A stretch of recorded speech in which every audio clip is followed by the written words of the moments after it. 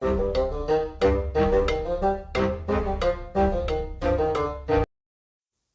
and welcome to the Critically Clueless. Today we are back in Warband, continuing the Warband series.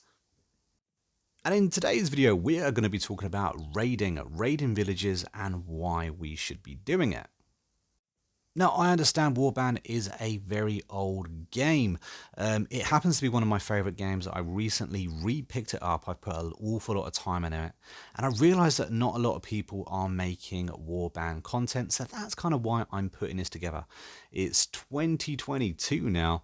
And I think that more people should jump back into this game. It's a great game. And of course, I'm kind of hoping that this will encourage people to start playing and understand that there are still lots of people still giving this a go. And if you end up enjoying this video or finding it entertaining or helpful in any way, don't forget to hit that like button and of course subscribe to the channel. And we also have an active and growing Discord. If you watched any of my videos beforehand, you will know that I've banged on about this Discord in almost every single video. I think the link will be in a description down below if you fancy joining and saying hi or just chatting about any game in particular.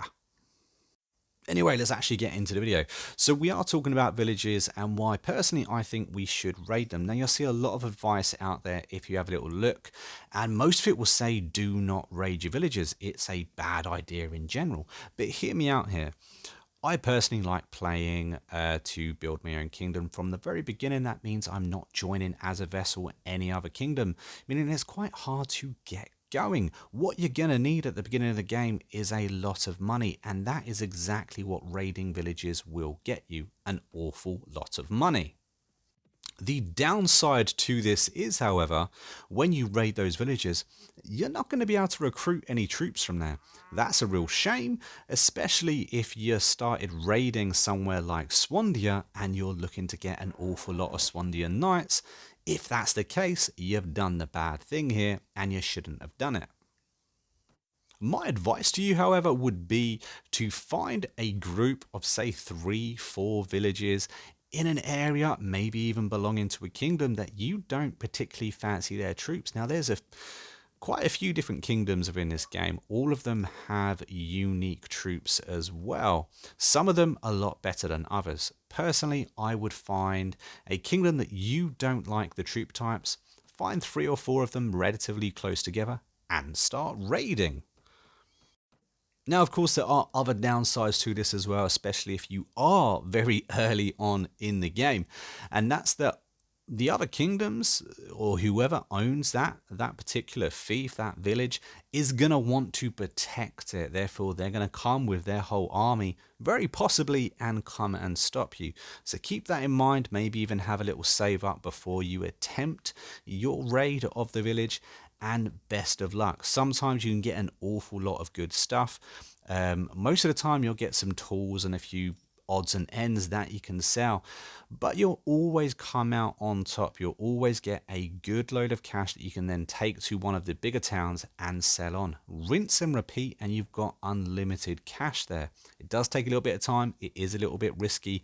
You will get into bad standings with a kingdom, but at the end of the day, this is a war game. You're going to be taking on these kingdoms anyway, and while you're at war and at the beginning of the game, why not make a little bit of money while you're doing so?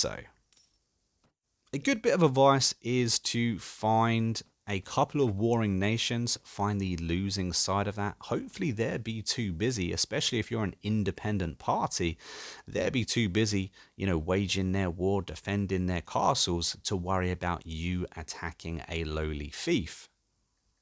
Admittedly, later in the game, attacking fiefs just isn't worth your time. You have so much money coming in passively that you just do not need to worry yourself about this anymore.